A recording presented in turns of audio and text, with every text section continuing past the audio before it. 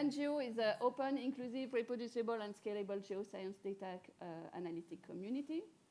So what we want you to understand here at the end of this first section is what is Pangeo, because people are sometimes mixing what is Pangeo, if this is a platform, if this is a software, or if this is a community only. And I will show you this is a bit of everything. And we will show you a bit the current activities, the software ecosystem, and how to engage with us. So Pangeo, as already said, what is important on this slide is these 3 bullet points. So it's an open community and open platform with deployments that can be customized for every need and for everyone. So we have open community, open platform, and we have also open deployments, which is what you will be using today with the Pangeo EOSC. This is here. So what about the Pangeo community? So what we really would like is to shift a bit what is usually done in the Pangeo, in the Earth observation or big data geoscience ecosystem. We want to attract people from different communities because we believe that it will add some values in terms of how we can use Earth observation. So Earth observation mostly is usually focusing with specialists from the Earth observation communities. They're very specialized in how they can program, how they can analyze data. But in fact, if you look at the end users, who is using Earth observation, there is a wider range of end users and diversity. And this is what we want to promote in the Pangeo community. We want also to attract end users that usually are not coming to the Earth observation, but need to use Earth observation data. So we want to understand their needs, and we want to see how we can support them better. So in short, Pangeo is a community of developers, scientists, of end users. And this is really important to understand that this is not only end users, this is not only developers, and this is not only scientists. We want to have everyone in the same, under the same umbrella, because we think this is how we can do better software, a better platform, and better usage of the Earth observation data. Okay, so here this is just to put all the logo. It's always mandatory, so we have it. We have actually missing the NumFocus. There is hopefully no one from NumFocus because now we need to put NumFocus everywhere. And now I come to the open platform, which is what you will be using today.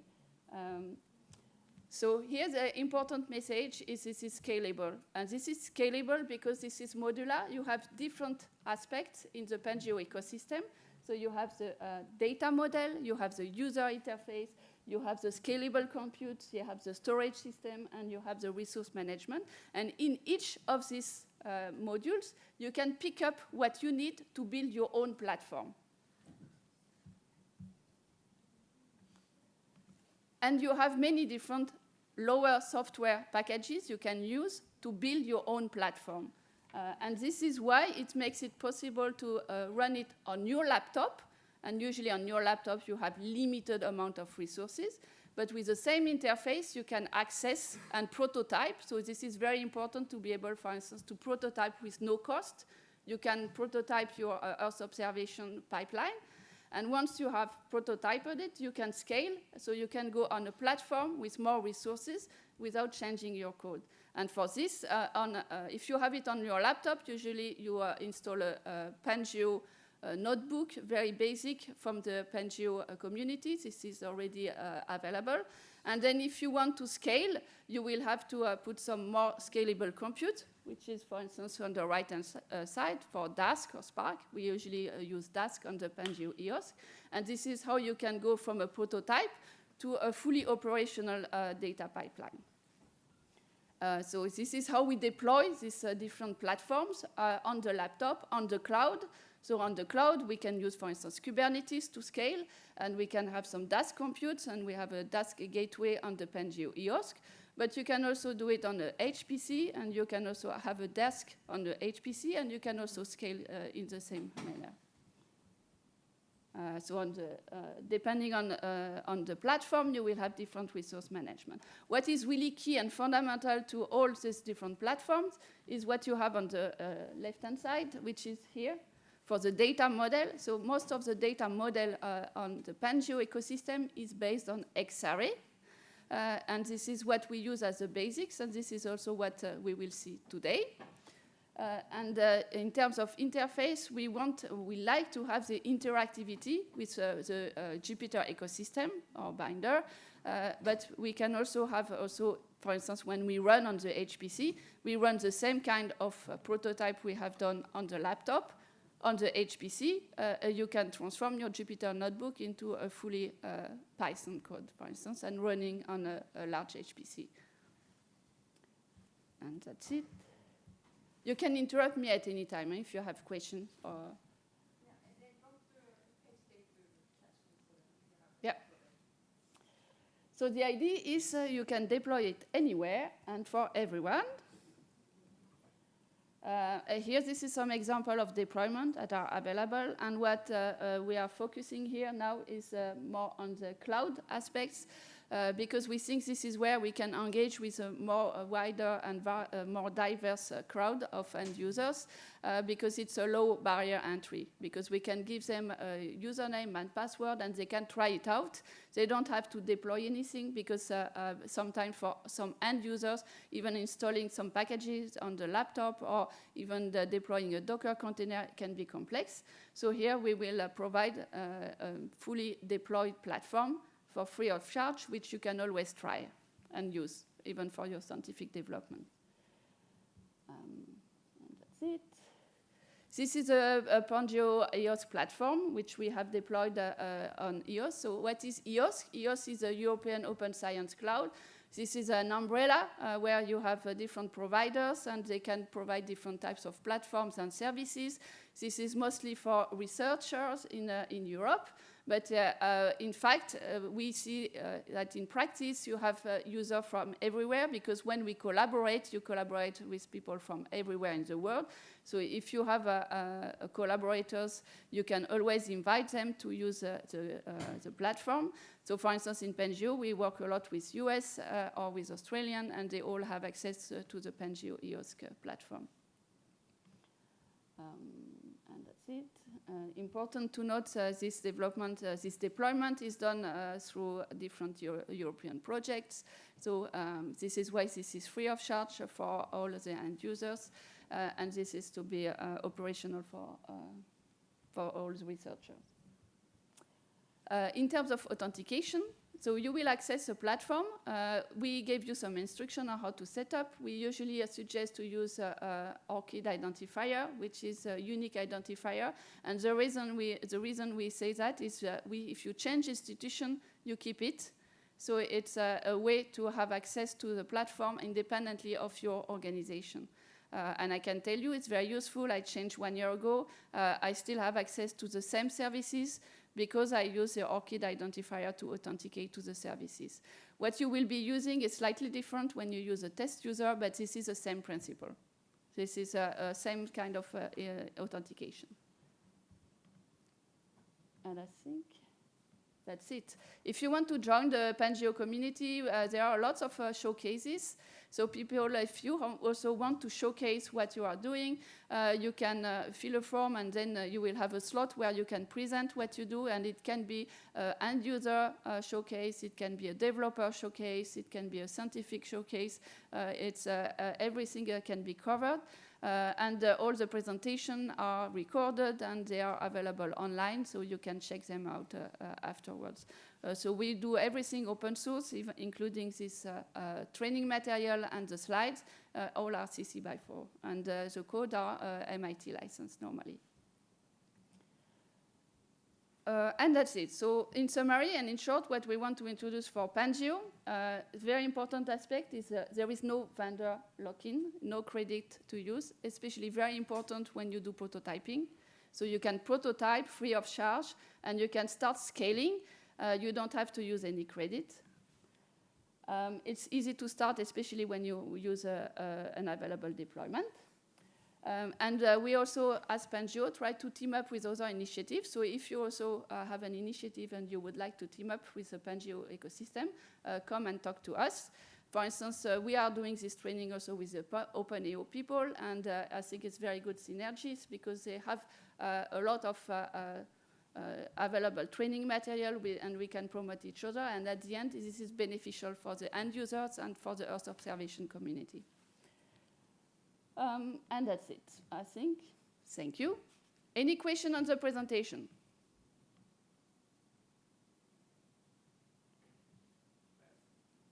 Perfect. It's not a question. Thank you. Yeah.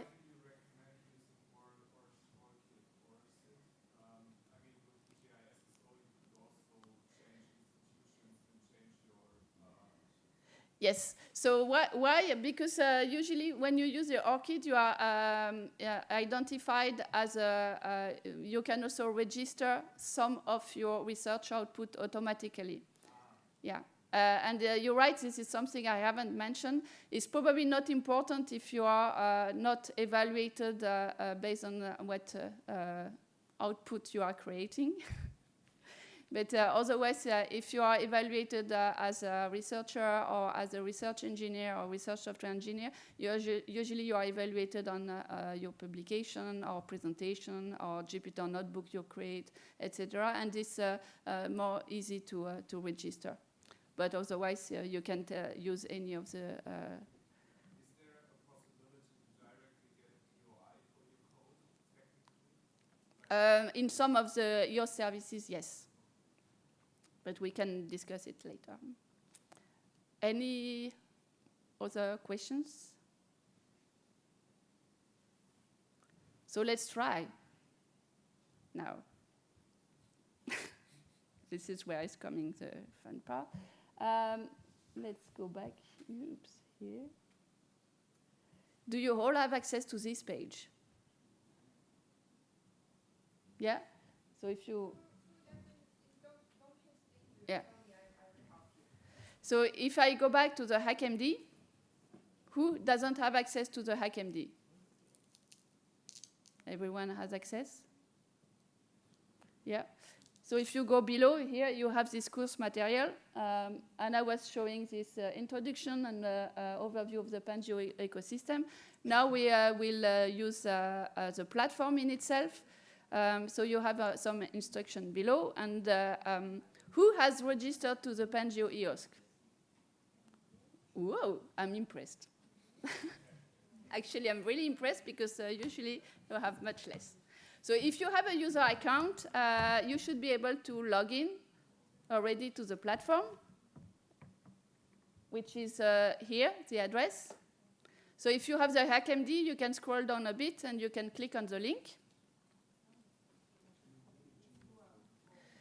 So if you have a username or if you have a way to authenticate, you can use your credential to access the platform. If you have not, we have some test users. Well, you don't need to actually. If you are using a test user, so if you have your account, use your own account. So then you can keep what you are doing today, if you want to keep. Otherwise, you can use one of the existing test users. So if you click here, and I don't know if it will work.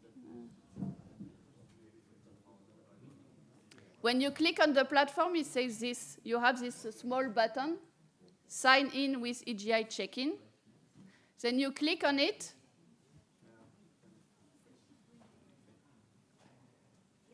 And here, it asks you, maybe you don't have this. I can close. Here, it asks you to select how to authenticate to the platform. If you have your own credential, you can do what you used to do before. If you want to use a test user, you need to select EGI SSO. Yes, you have a question? I already have the EGI account, but for something else. Yeah, so very good point. If you have an EGI account, the thing is you also need to go through the setup instruction because you need to join the Pangeo virtual organization. So in the European Open Science Cloud, you have many different services, and in principle, you always have an EGI account, which is what we ask you to sign up. And then for each service you want to get access to, you need to join the virtual organization. And for this, we gave some instruction in the setup. For today, because it takes a bit of time to be accepted in the organization, and because we are teaching right now, we are not checking, it's better to take a test user. So if you click, if you have a test user and you select this EGI SSO, here you have a username and password, which you have in this small paper, username and password. Then you will have to accept the condition. And then once you accept the condition, normally you get access to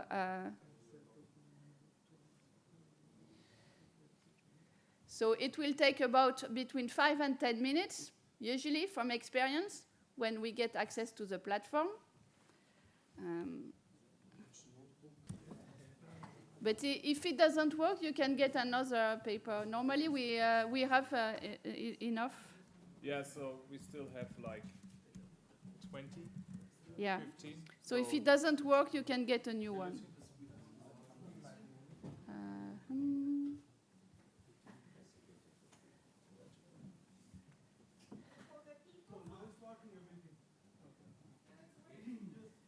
Excellent.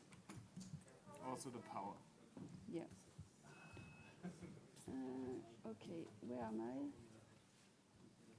For the people who just signed in this morning, I'm accepting everything. So, So now I'm logging, but I'm using my own login. Maybe I should use one of the tests, but Whatever you like. Yes. yeah, maybe let's try to be like a normal user. Okay.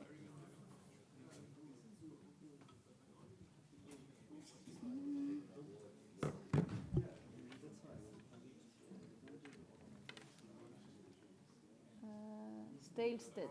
Okay, that's not good.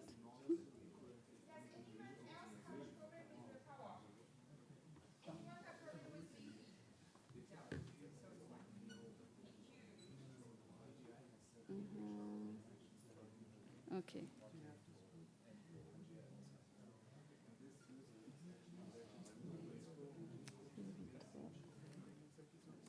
Maybe quickly to tell you why you are using OpenEO users, because these users have been registered with the virtual organization of OpenEO and the virtual organization of Pangeo.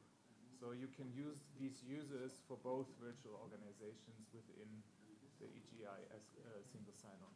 Yeah, so which is great because if you are following afterwards the OpenEO session, you will be able to use the same authentication. And if you are using the coming to the joint session, you can still use the same authentication.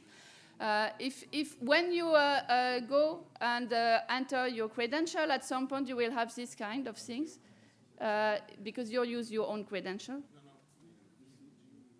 Oh, it says forbidden. So it means you need another one. Yeah, just use another. Yeah.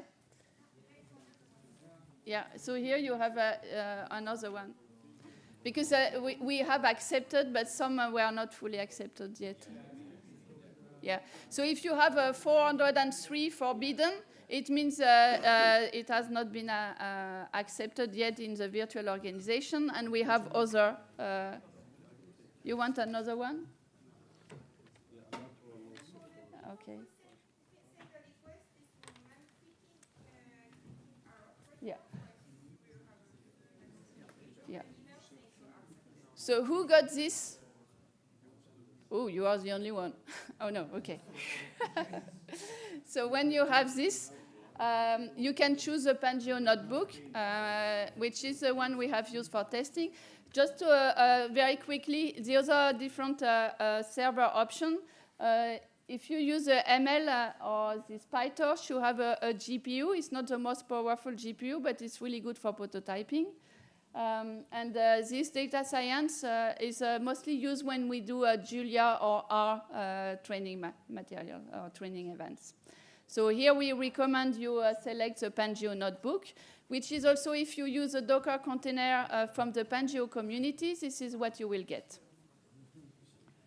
And if you click on Start, So if you get an error 403, it means the username we gave you has not been accepted in the virtual organization, and we have others. Otherwise, you should have this Jupyter lab at some point. Oh, okay. And I have.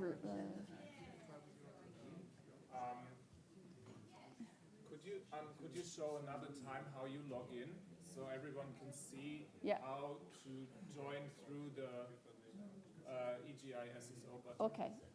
Let me just click here. So if you look now, Anne will show how you log in. So you click on this link. So you have this link, but maybe now I'm already logged in. So. Yeah, maybe you can. Okay, I will need to log out. Let me log out. The problem is the log out. Why? You can just log out. Yeah, you can log out. No, but we cannot access to that one because the user has been stuck with the server. With the 403, you mean? So how we can log out? I think he logged in as SSO. Yes. And through the EG. Yes, but the EGI was not. Now when he clicks to the link, it just goes to the server. Yeah, maybe just a quick solution. If you go to the anonymous, Yeah. that would be the faster way to. Otherwise, in the hub home, normally you can get. Is everybody logged in? And I see the some system stuff. automatically in 4 minutes will kick you off. Before starting, check that everybody is on board. Is on board? Yeah, yes, that's what I'm trying to do. No, sorry. Okay. I just picked all the petitions that is done this morning. So if you're trying to create your own account, So we click here. Yeah. and then if you have someone has this account, Yeah. if it's not working, Log out. try to make your account. So when you click on the address, you have, but this means you are using a username that is not registered in the Pangeo virtual organization. So you need another one. You need another one. You need another one. So I don't know, Tina, can you check if, We are checking. yeah, we have another one. Okay.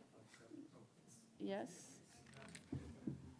Oh, so just bear in mind that these are temporary. We strongly suggest, if you want to keep access to the platform, that you register yourself following the setup instruction. We are here all week. If you are here all week and you have problems getting the setup, please send us an email or come to talk to us, and we can help and debug. We have also people from the back end who can help and check. So here yes.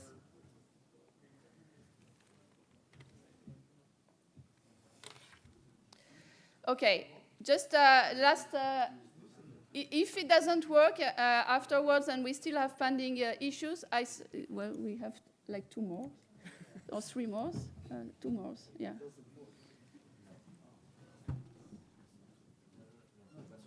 This part, everyone should have it, and then sometimes you have a 403 after this, yeah? Sorry? Before. Yeah, it means this is before. Okay, sorry, thanks. And once you start, you should have this. And then in the HackMD, I gave you some instruction on how to clone the repository. We are working on the part 1 this morning, and we have 2 Jupyter notebook to what you can go through.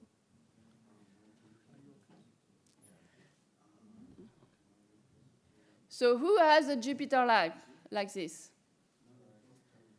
Okay. Without, yeah. So this left part should be empty, or with something because someone has done something with the test user. No, we don't have so many. I think Tina is trying to accept. You are also. Thank you, Lorenzo. Yes. If you don't have access, you can sit down with someone who has access while we are trying to fix. Just to understand, how many doesn't have this page? Okay. 1 and 2. Okay. 3, Just a second. 4, 5. No. No, please, could you put No, your no, hand put- up if you hand do up. not have? So that okay. Okay. I think when they, like in the first one with the rank, Yeah. they need to delete the cookies or cache. Oh, yeah, yes, that's why yes, I that was is suggesting true. To use Yes. the incognito mode, Yeah. so you don't have any cookies. Yeah, Yes. no, or switch browser. That's another good. That's a very good point. So remember, if you had a 403, you need to remove the cookies or go into incognito mode because otherwise it keeps what you had before. So, anyone having problem? Yeah. This guy. No, you still. It's okay now. Is it No, okay? No. Yeah, it's okay. No, the guy behind. We have one Yeah. behind. We have two I'm- behind. I'm Okay, he's trying. So I'm still waiting. Just once you have this page here, you can open a terminal. So if you click here, so just if you are not familiar with JupyterLab, who is not familiar with JupyterLab? Okay. So in JupyterLab, here you have on the left bar, this is all your folders, which should be more or less empty if you have a test user. Here, when you click on this, you will see what is running. And here I have nothing running, so this is why it's empty. You will see what kernels, so kernels is what kind of Jupyter notebook is running. And here nothing is running. The language server and the terminals. So because here, as you can see, you have the notebooks, you have the console, and here you have other, for instance, terminal or text file, etc. So the first thing we will do is to use the text file. So here, this part, it's about the task. This is when we want to parallelize and to scale. We will not use it this morning. If you are coming to the joint session this afternoon, we will show you how we scale and how we use the task gateway to run Earth observation in parallel. But this morning, we do a basic introduction. This is to show the platform, to get access, etc. And as you can see, we always have problem at the beginning. Normal. And this other here, this is a table of content. And here, this is if you want to add some extension to JupyterLab, which we will not be using today. Then you have the main launcher, which is what we have here. And usually, this is what you have when you start logging with the 3 different notebook, console, and other. First thing, we want to clone. So we want to make a copy of the repository, GitHub repository, where we have created the Jupyter Notebook examples for the training. So we click on the terminal, left click with your mouse, and it should open a terminal. It's maybe a bit tiny at the end, at the bottom, to read. But the first thing we want is to clone the repository. So if you go back to the HackMD, oops, where is my mouse? Yeah, here. After I log in here, it says, after you log in and want to run the training, you need to clone the Pangeo OpenEO repository. So we have only one repository for all the different training we have today. So we have the part 1, which is what we do today, this morning, now. Then we have the part 2, which will be the OpenEO after this training. And then we have the part 3, which is this afternoon, when we have the OpenEO and Pangeo together. And we are showing you how to scale for doing some data analysis. So here we want to clone. So the thing is you can copy. So you can Control-C or Command-C, depending on the type of laptop you have. You go back to your Jupyter, and you can paste. And I will go back. Oops. So if you only type this command, it will clone the repository in your space. So a new folder will appear on the left-hand side. When you have this, you click on this small folder here, which is like an explorer of all the different files and folders you have. So if you clone this, you will have a new repository appearing. I have many of the different things here, don't worry. And if you want to give another name, you can add after this line, after the git clone and the name of the repository, you can give another name, like Pangeo part. Oops, I'm making typo. So for instance, I'm calling it Pangeo part 1.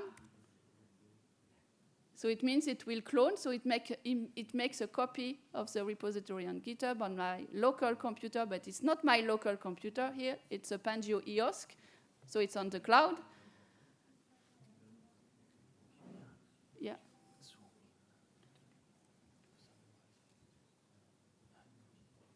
Is it better? Yeah. No, but nobody told me, so you are not following. I'm slightly disappointed.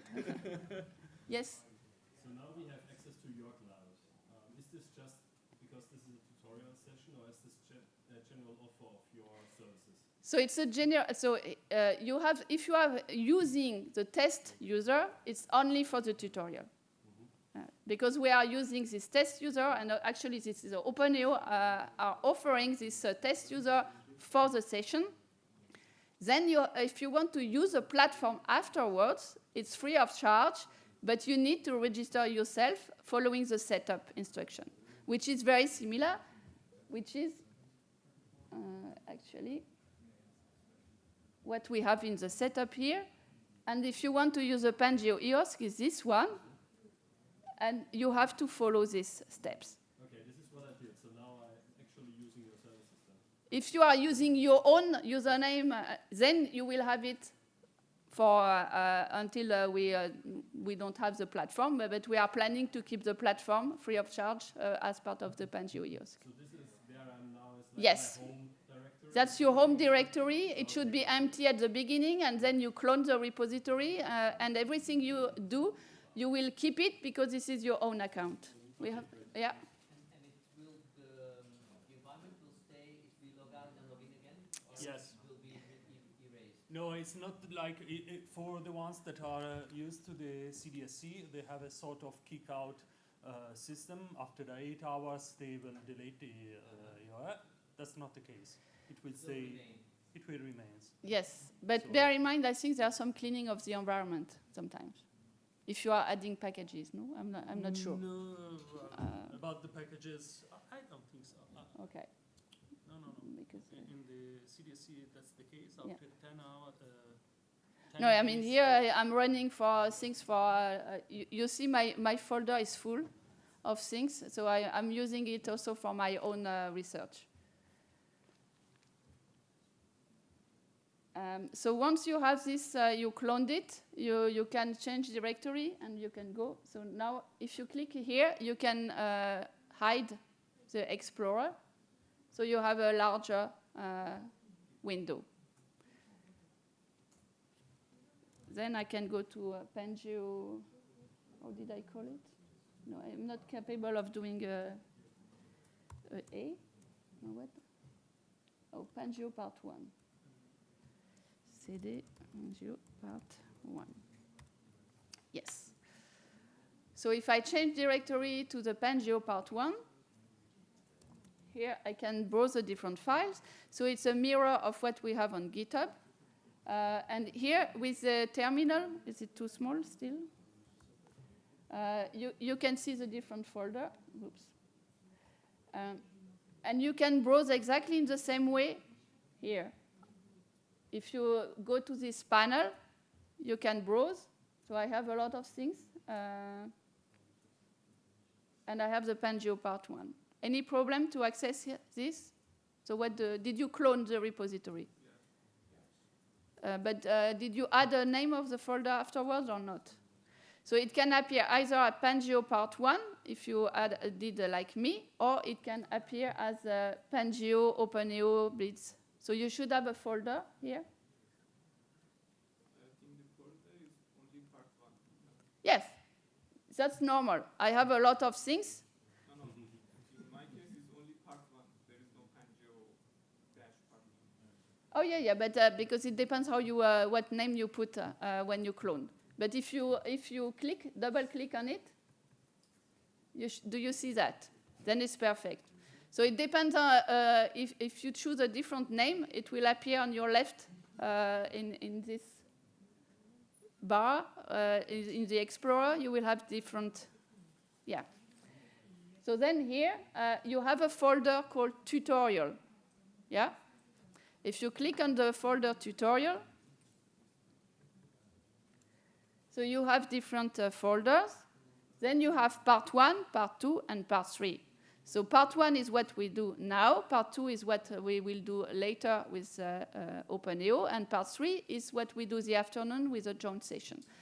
You will be able to browse and try whatever you want in this platform. In the OpenEO, you will need another thing. You need to install some packages. We will see in the next session. But we go in part 1. So if I double click, you should have 2 notebooks. Yeah? So then we will start with a X-array 1. So we double click. And when I double click, it will open here. And when I open it here, if I check now with the second here, if I click on this, now I should see more. So I should see now that I have 2 things running on my platform. I have a terminal, because I opened the terminal and I clone. And I have a kernel, which is a Python 3, because we are using Python. And I have a notebook open, which is X-array pitfalls. And that's it. So here, if you want to shut down, when you are done, you can either shut down all, or you can click on one and you can shut down. And the same for the terminal. It's nice if when you are done with the work, you stop all the notebooks.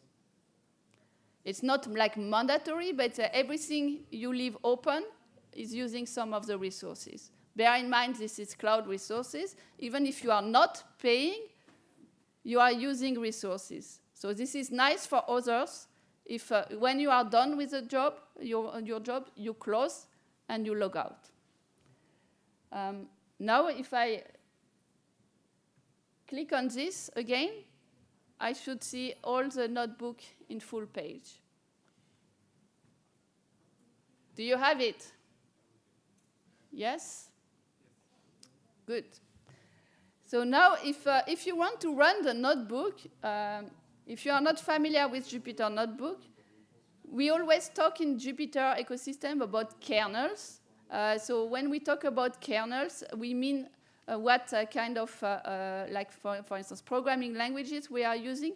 And here we are using a Python 3 kernel with all the Pangeo notebook ecosystem. So all the packages are already available and installed for you. Which means here, for running all the Pangeo notebooks, usually you don't need to install anything. So this is low barrier. If you want to try out something, you can log in on the platform, you can start developing and prototyping, you don't need to install any packages. And the image, the list of packages we are using here is maintained by the Pangeo community, which means it has always all the up-to-date packages, and you have different containers which you can use, and you can also use it on your laptop and have exactly the same environment. So here you can start to follow along. I will also explain you, and here if you have any questions on some part of the notebook, you can add them in the HackMD, or you can raise your hand. Here what we want to do is to introduce you in the the Pangeo ecosystem, how to access data, how to load data. So there is nothing very complex, but if you haven't seen it before, you may have questions which we haven't covered, so please don't hesitate to ask questions. Here, when you are running with a notebook, It's nice, you can add and remove cells. I don't know if you are familiar with a Jupyter notebook, but if you are here, you have different types of cells. Here, if you see here, it says this is a markdown cell. If I click here, I can see what types of cells I can create. So I can create a markdown, I can have a code or a row.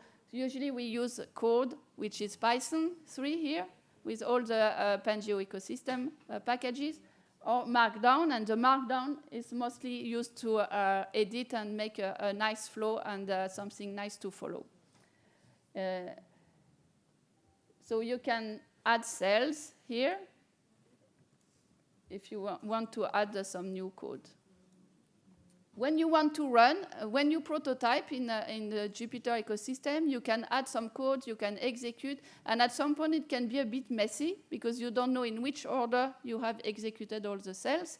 So a strong recommendation in terms of how you work is when you want to, for instance, put something in your GitHub repository or something more operational, you rerun everything from top to bottom. So you go to kernel, oops, and you can say, we start kernel and run all cells. And this is a recommendation I strongly suggest. When you prototype, you write a lot of codes, and sometimes you execute one cell and you execute another cell, and at some point you don't even know what you have done if this is in the right order. So restart and run all cells. Oops. I cannot click. It's a bit slow.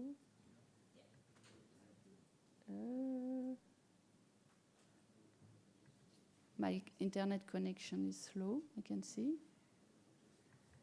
Yeah. Is it running? No. I need to be patient.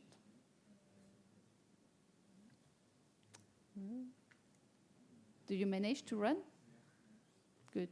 Better than me. Okay.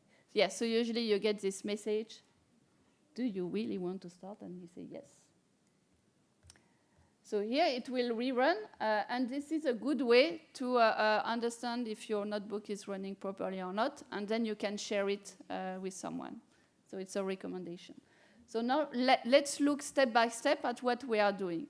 So if you remember, it was very quick, but I showed you the Pangeo ecosystem is based on different packages.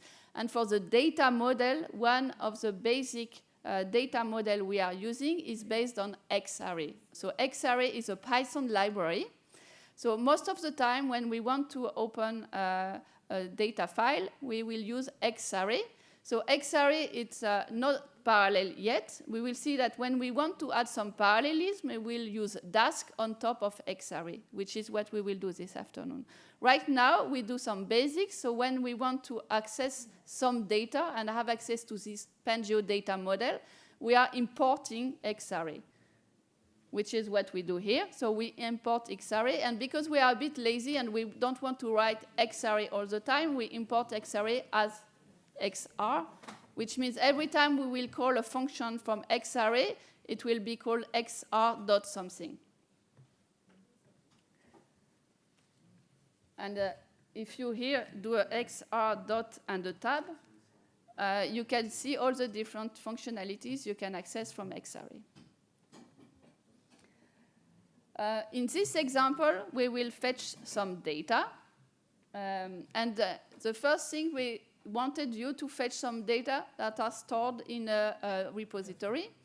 So why do we do that? Normally, when we fetch some Earth observation data, we fetch the data from different sources. Here, a very simple way is we have prepared some data, and we wanted to share the data for everyone, and we put them in a repository, and we gave the data some digital object identifier. So in Zenodo, you can get a digital object identifier, which means this is a unique identifier. So if you have this identifier and I share it with someone, it means we are accessing the same data. And this is very important when we do some data analysis. We can have and share, for instance, a notebook and a code, but if you don't have exactly the same data, it's unlikely you get the same results. So this is why for this training, we prepared a small file for you, and we put it in Zenodo, so it's unique identifier. We know that if you are accessing this file, you will get the exact same data we have used. And here we are using push, which is a very simple Python package to be able to retrieve the data directly from Zenodo, which is what we do here. So we are getting the data here. We are downloading the data from Zenodo. I think if we go this, if you want to see, you will have a record in Zenodo. So here, this is a netcdf file. Who is familiar with netcdf? Most of you. So netcdf is like a convention for storing data. In Earth observation, this is not necessarily the most efficient format for accessing data. It's nice when you have local file. We will see in the afternoon that usually we want to have a different, for instance, analysis-ready and cloud-optimized data format to be able to scale and access data on a large cloud. But here, this is a small file. So it's a handy format. It's also following the netcdf CF convention, Climate and Forecast Convention, which means in terms of content and how the data is organized, there are some metadata, and it makes it easier for accessing the data. So then one of the main functions of Xarray is this open data set. So every time you use Xarray, you use XR because I imported Xarray as XR. So every time you see a XR dot, it means I'm accessing some Xarray. So I'm accessing the data model from Pangeo. And here I'm opening a file, a single file, which is open dataset. We also have an open MF dataset. MF is for multiple file, where you can access multiple files at the same time. So here we are accessing one file, and we are saving this in this variable, CGLS-DS. So here what do? We are not reading the data. We are reading the metadata. So it's very important to understand that every time we open a file with Xarray, we are not loading information in memory. And this is a data model where you have some delayed computation, but also delayed access to the data. Because the data can be huge. You access the metadata, and then you select what you want to use in your computation. Any question here about the data access? So when we print the data set we have loaded, we will get all the metadata information that we have in this data set without loading the data set itself in memory. So it can be huge. You can have a gigabyte of data. You don't load everything yet. We have only the metadata. So here, what information do we get? We know this data set has 3 dimensions, T, X, and Y. And we know it has some coordinates. And this is because here we are following a bit the netcdf convention, where you have dimension, coordinates, and then variables. It's not fully CF convention, this one, because you have this T, Y, and X. So normally the name should be different if they are fully compliant with the climate and forecast convention. But here, this is some NDVI data. And you have 2 variables. So here you have the CRS. This is to give you like the coordinate system, coordinate reference system. And most importantly, you have the NDVI variable, which says what is really this vegetation index, if you are familiar with vegetation index. And this variable, you always have all the dimension. You have T, Y, and X. And you have the type of variable. It is an integer. It's 8. It's a bit maybe too much for this kind of information. But it will contain some data. But here we don't have loaded the data. And normally you have some attributes. So here it says normally this is what the data provider has encoded in terms of attributes. And it's good to add some metadata even when you are producing data, so it gives some information to others. So here it says this is CF Convention 1.8, and this is from the OpenAO platform. So here we have some information about what is X-array, which is more or less what I gave you already. So then we have loaded the data set without loading in memory the data yet, but we can now access the different information. We can access the coordinates. So if you remember, we have t, x, and y in terms of coordinate. So the access in the X-array, once you have opened the data set, is always the name of the variable you have, the data set you have opened, which is here this GLS underscore DS. And then you have a dot. And then after the dot, you can access either the variable or the coordinates, etc. So here, for instance, if I do a dot t, and I can re-execute. Oops.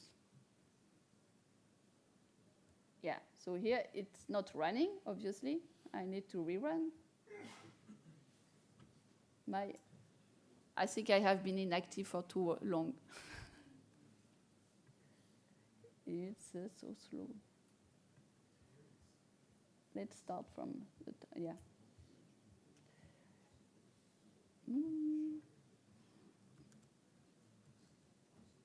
Okay, can close this because I was doing, so I can re-import. So you see, when we do a Jupyter notebook, we re-execute cells in different order, and at the end we forgot what we have done. So this data are already loaded, and I need to load my data set. Oops. And then I can get and I can access my coordinate. So when you access the coordinate, you start to load the information you need about the coordinate, and here it gives you all the different times you have in this data set. So it means it's not a unique time, you have 20 times, and the data is from 2022. And then we can access the variable itself, this NDVI, and here it will give you some metadata information again. It will give you this, the coordinate, and the long name, possibly the units, and this is NDVI, this is an index, so there is no unit. You have a different notation, so either you put a dot and the name of the variable, but you can also use these square brackets and the name in quote. And this is this X-array functionality where you can access the data by name, instead of accessing, if you are familiar with NumPy, with 0, 1, and 2, and 3. So it's much more convenient when you are sharing because you know exactly what you are accessing. Here, for instance, if I want to access NDVI, I can put the name of the variable .ndvi or in square bracket NDVI. So here I can access NDVI. I can access the attributes. So the attribute is what the data provider has encoded as attributes. This is exactly what we have seen already before. It says this NDVI. The long name is still NDVI, which is probably not very nice, but the units is an index, so it has no units, and the mapping is CRS. I think here you wanted to show the size. No, I don't remember. Oh, yeah. I mean, here we can really, when we do only this, the name of the variable, we don't access the data yet. We only access the metadata. But then if you want to load the data, you need to have a dot data, and then you are accessing the data. So you see the data model of X-array is really, you have named variable and not only indices. And then you also have a deferred access where you only load metadata. This is to reduce the amount of memory you are using because Earth observation data can be large. And the idea is only to select what you need for your computation. So the idea when you do a pipeline is I open my data set, then I think about what do I need to load into memory, and I need to have a minimum amount of data in memory. We will see in the afternoon we can scale with Dask, but the idea is first I load my data set. I have only access to metadata. I check what I really want to load, and I select. You have a question? Yeah, I have a question on the attributes. Yes. How is it with the attributes of the variables and of the main dataset? I see here in the NDVI it has different attributes than the main X-ray. Because, for example, especially for the grid mapping, so you see now it has been added. Yes. Grid mapping is now an attribute of NDVI, whereas when I see in the upper layer it doesn't show. So how does it work? Yes, because you have this a bit like the hierarchy where you have the data set itself. Okay, let's go back here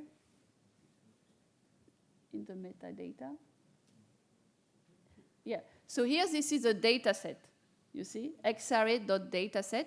And the data set can contain different variables. So here when you have the attribute, this is the attribute of the entire data set. And the data set can have many variables, many information. So the attributes usually here, this is a data provider, the convention, but it doesn't have too much detail on how what coordinate system you are using, because some of the variables may use one coordinate system and some other may use something slightly different. Some may be 1D, 2D or 3D. So here we only put attributes for the entire data set. You could add it here. Yeah. Yeah. But usually what we put here is high-level attributes. And then for each variable, we put some attribute, because if you think about it, when we do some selection, you want people to get the attributes for the variables you are accessing. So if you only put the attributes at the level of the data set, you will lose some metadata when you will access the variables. So this is why when we have this NDVI, the NDVI, if I only access the NDVI variable, I still want to have information and metadata information that are sufficient for analyzing the data. So here, if you look at when I access the NDVI, it's not a data set anymore. It's a data array. So a data array will have its own attribute, and very important to have sufficient information, metadata information, so you can analyze the data properly. So this is why here we need to have the mapping. We need to know in which coordinate reference system we have the NDVI. We also need to have the long name and what is this variable containing. Oops. Yeah, so here we are renaming. So they say they are using the CF convention, but the CF convention would mean normally that the latitude and longitude should not be named X and Y. And this is also to show you that you can rename the coordinates. So for this, you can put the name. And if you want to rename for all the variables, you can rename at the level of the data set. So here I said that the data set, I rename the X by long, and the Y by lat, and the T by time.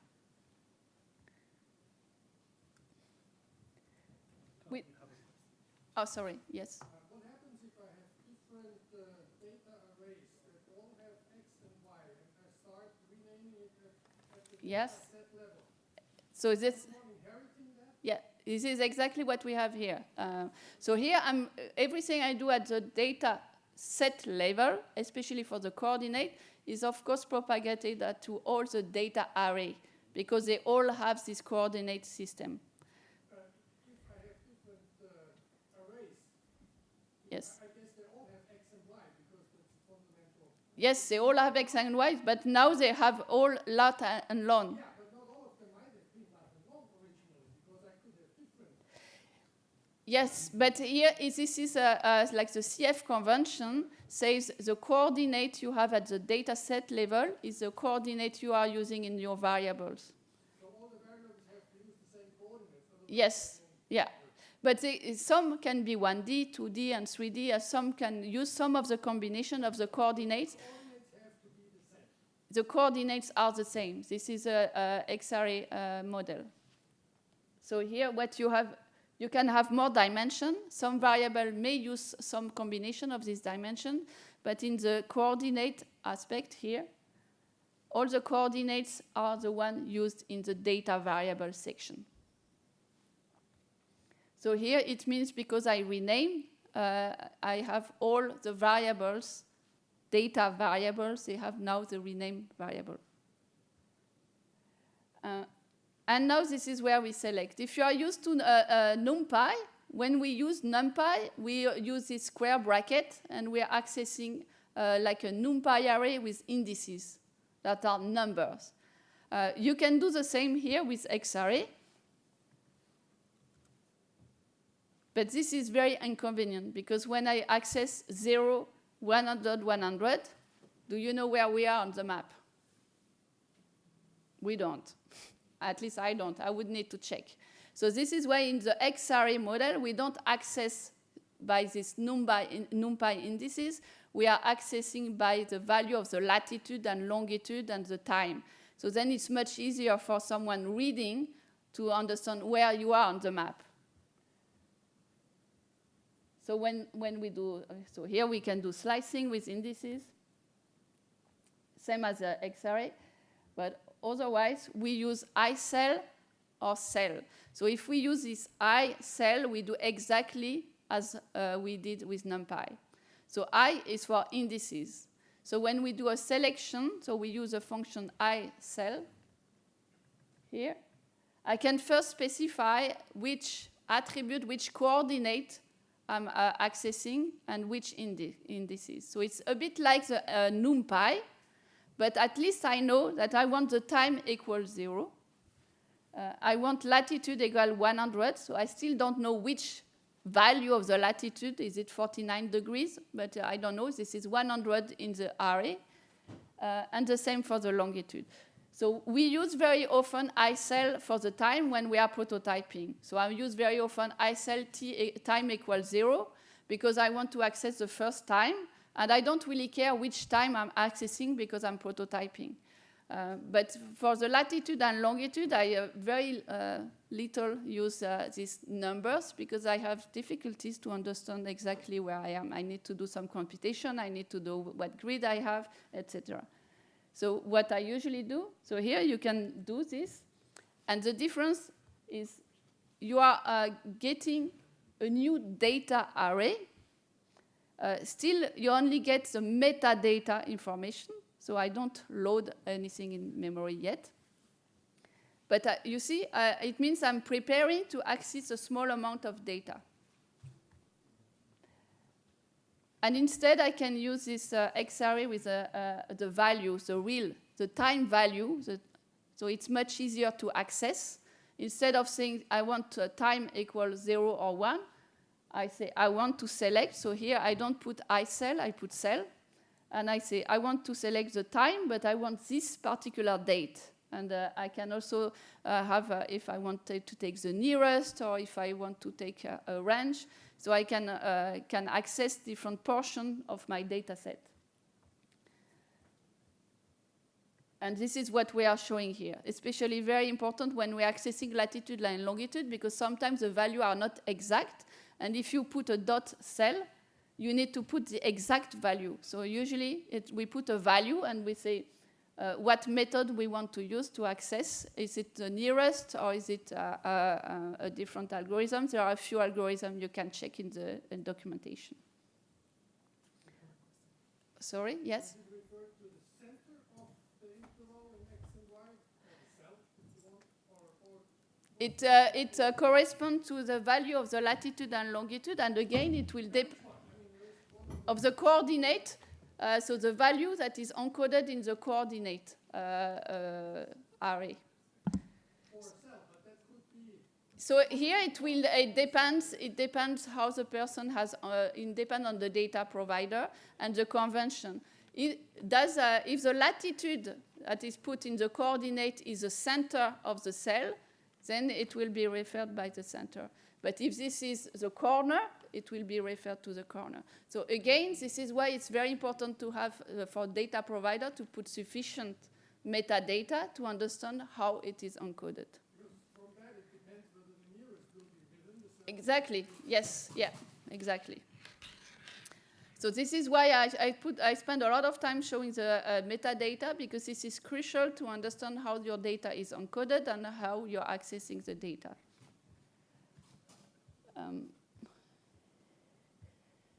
So then you can access some very specific values. So you can check which latitude, longitude. I can go quickly. So here, for instance, when I select a latitude, specific latitude and longitude, and I don't want to put the method, I need to put all the digits.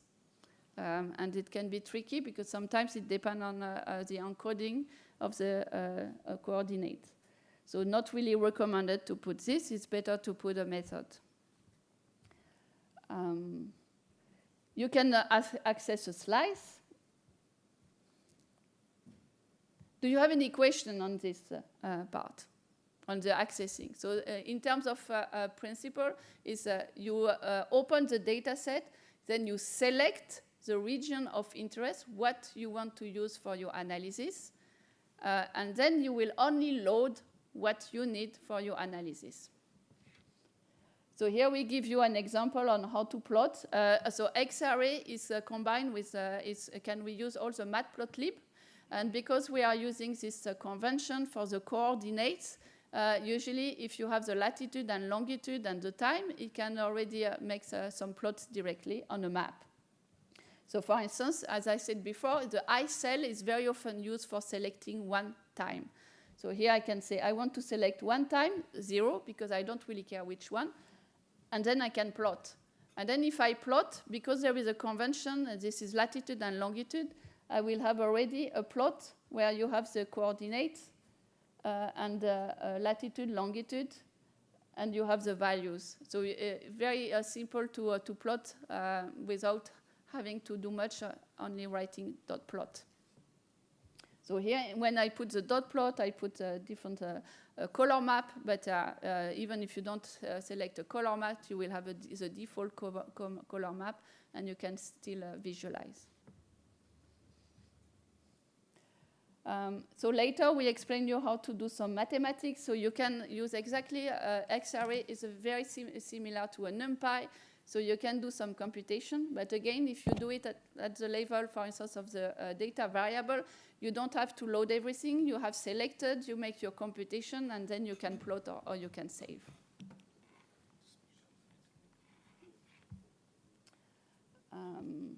Yeah. Do you have any question on this one? On this? Yes? Maybe followed by the same question. So when you are giving a kind of lat and log, Yeah. it's like close to right corner of a pixel. So it could be, I mean, for a slice, Yeah. it could be the start point, then there would be resampling for making the slice, or it goes to the top left of the pixel and getting the number of pixels, for example, 100 by 100, or? Normally, so if you use a slice, I don't know if we had a slice before. You put a latitude range and the longitude range. You can say, I want latitude between this, and longitude between this value and that value. And again, it really depends how it was encoded by the data provider. If the values of the coordinate in the data set is the corner, then it will be referenced by the corner. If not, it will be the middle and the center. But there will not be an interpolation. There is no interpolation. Okay. So If the location is in the pixel, so it goes to the same pixel. Yes. Where point of the pixel. Yeah, So there is no interpolation. You can do some resampling. There are resample functions. If you need, you will pass through Yeah. the resampling. Yeah. So here we do a simple select, which is the first step. First step, you select. Then you can do some resampling, but be careful when you are doing resampling. You can have lots of rubbish, depending on what you resample, and depending on what variable you are resampling. anything else should... we can do some aggregation variables, so you can group by, and you can mean. So for instance, here, if I want to take all the NDVI, like the area of interest, and I want to group them by time, so I want to mean all the times. So, and to have only the NDVI, but for a month, like monthly. Then I will have only 7 months, because I have initially 20 times, and they were spanning from January to July. So I will have 7 values for January, February, etc. And for each of them, I do the mean. So this is a kind of operation you can do. So there are many different kinds of operations. I mean, here we are going quite quickly in terms of what you can do, but this is to give you the idea. And again, you always do by step. First, you open. First, then you select the region of interest. Then you start to prepare your analysis. What do I want to do? Do I want to make some averages, or do I want to resample, etc.? And then at the end, you do your operation, and you can make some plotting. I don't know. I think we have only 5 minutes. I just want to show you quickly the second notebook. If I manage to open it. Why can't I get this?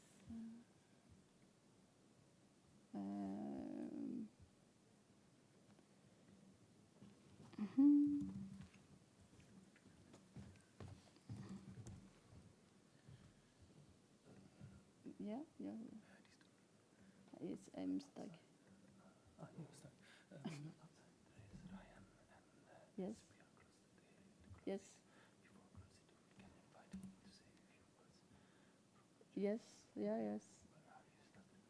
No. Okay. So now I just want to quickly show you the visualization part, which is very similar to what we did. So I mean, the idea here is I'm going a bit quickly through. Normally you can do the same. You can also execute it. So restart kernel and execute all the cells. What is important here we wanted to show you. So here again we are opening the same file, because we want a notebook to be independent from the other one and to be fully reproducible. And what we do here, we are reading a shapefile, because before we are using this selection, but then when we select, we can select a range, and it's a box. And usually when we do some analysis, we don't necessarily want a box.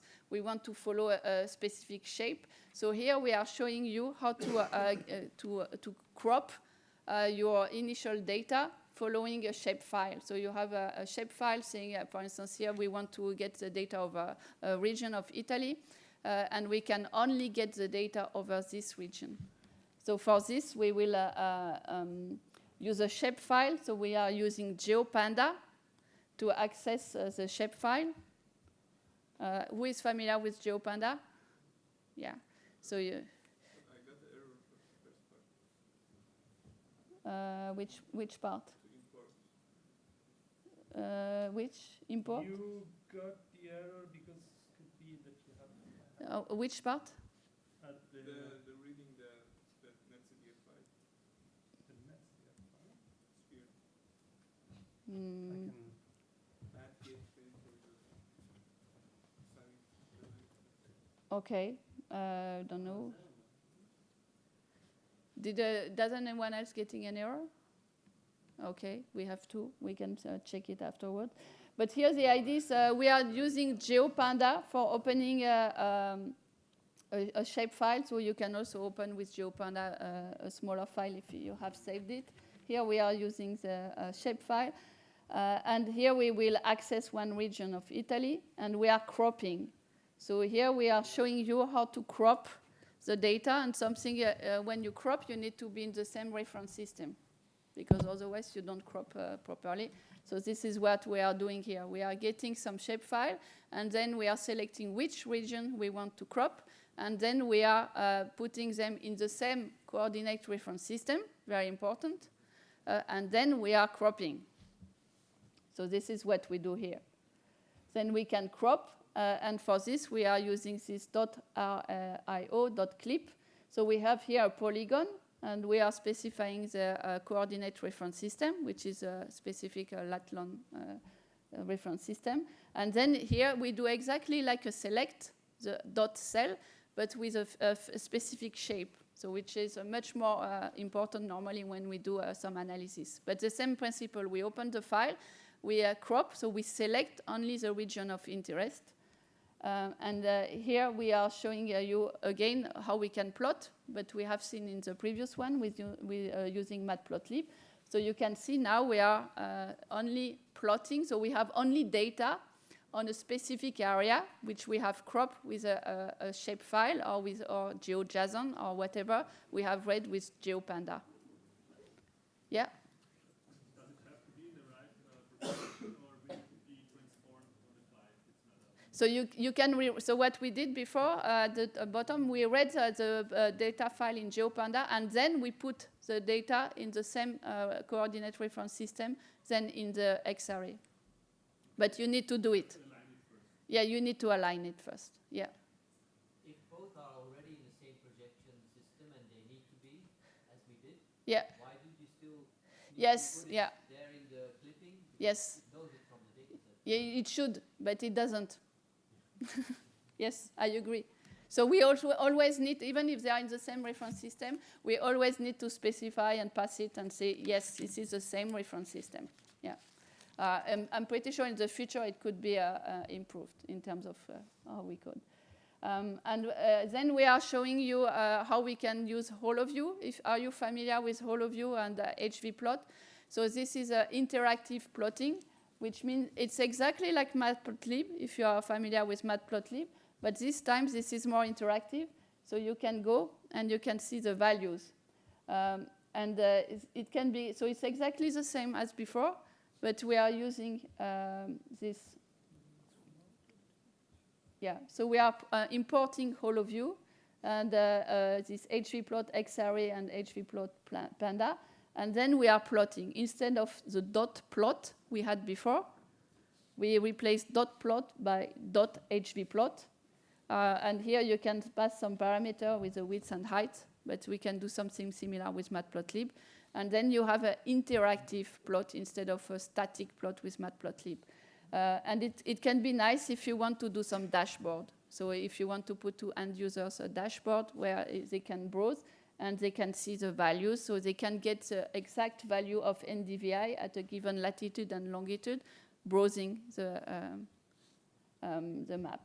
And that's it. That's what I wanted to show you for this very part. I mean, we have many other, in the notebook, we have different way to plot.